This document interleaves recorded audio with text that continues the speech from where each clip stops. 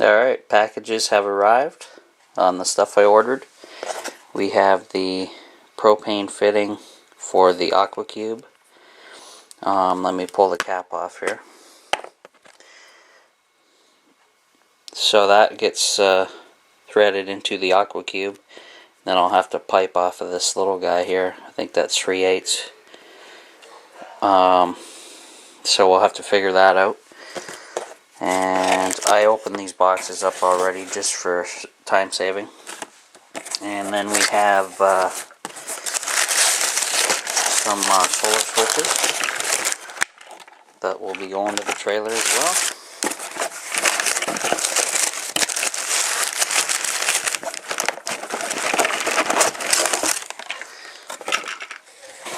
And I should be getting one more in the mail, and then I need 8 more after that. So a little package delivery. Alright guys, back here at the off-grid tiny house. My fitting came through in the package there, and I'll go show you that, how that works. It just plugs into the Aqua Cube, and the stem pushes down on the internal, basically there's an internal, like a, what would you call it, a Schrader valve inside. And so that screws into there, and then I had to get a piece. I just had to pick this up because I didn't have one, for $1, and this is a 1/4 inch to 1/2 reducer, or in my case 1/4 inch to 1/2 inch, and that just screws right in.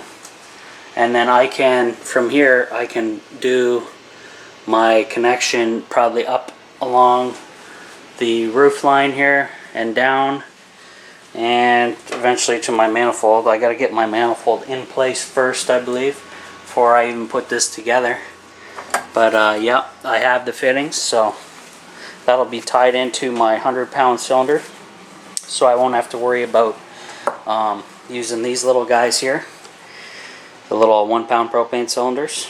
So that should last quite a long time. I don't know how much is in there because I just used it to test that in one of my previous videos, but there you go. Been busy. Got my other switches as well, so I finished the entire top row. So we got 10, 2, 4, 6, 8, 10 switches up top. I have 1 left over. I have 1 coming in the mail, and I need 8 more. I got to order 8 more, and that'll finish the bottom section off of the solar wall. And they're basically going from the positive to the battery, off the charge controller that feeds the power into the batteries. It's going to go, each switch will go in between each line, and that way I can isolate everything when I need to service it. And now, so the top is complete, so when the solar panels are all hooked up into their each little bus bar, then I can, if I wanted to and had to work on something, I can shut them off right here. So they're all in the off position. Say they were in the on position, I could just shut them all off, and off. And then that way, that side's isolated, this section's isolated, the rest could be on. I could work at different things at a time and not interrupt getting solar power. So I think that's going to work out pretty good. Eventually I will upgrade these to a 60 amp MPPT charge controller eventually, but for now I'm going to use these and see how well they do. And also brought in this is the hose off of my dad's propane cylinder regulator and hose he was using.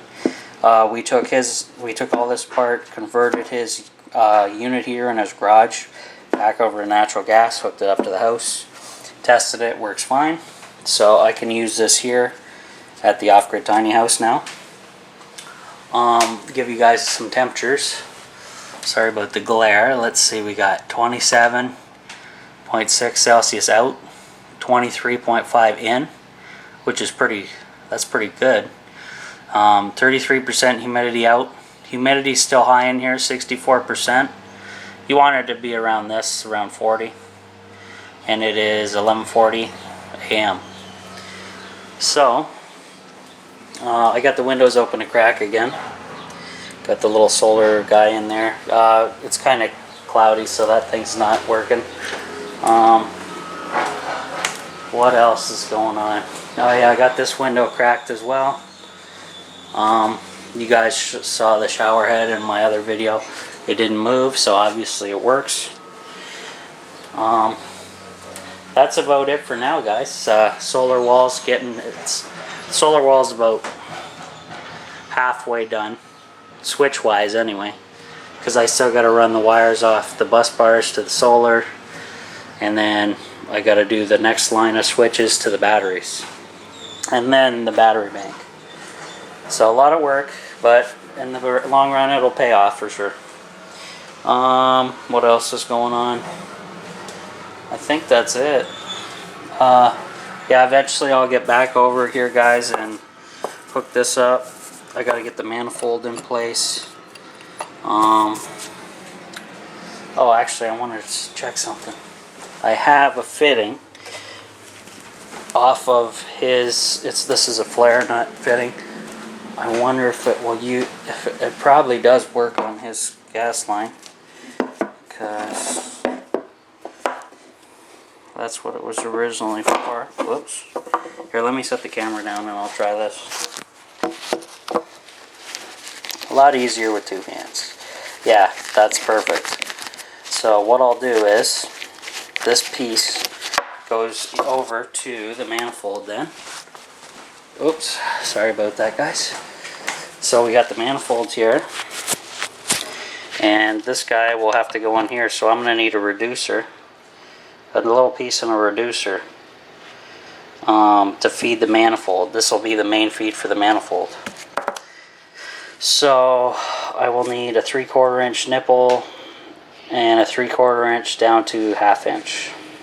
So I'll have to go pick that up, but hey, we're on the right track here, guys. I'm going to go look for this now, guys, so we'll talk to you later. Alright, thanks a lot.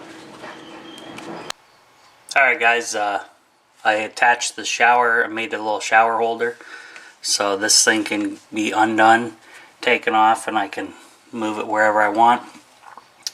I left a bit of the hose down in here because some of the water does drip down, and it'd be all over the floor if not, so you got to leave a little loop here, which is fine. So I just strapped it up and we should be good there.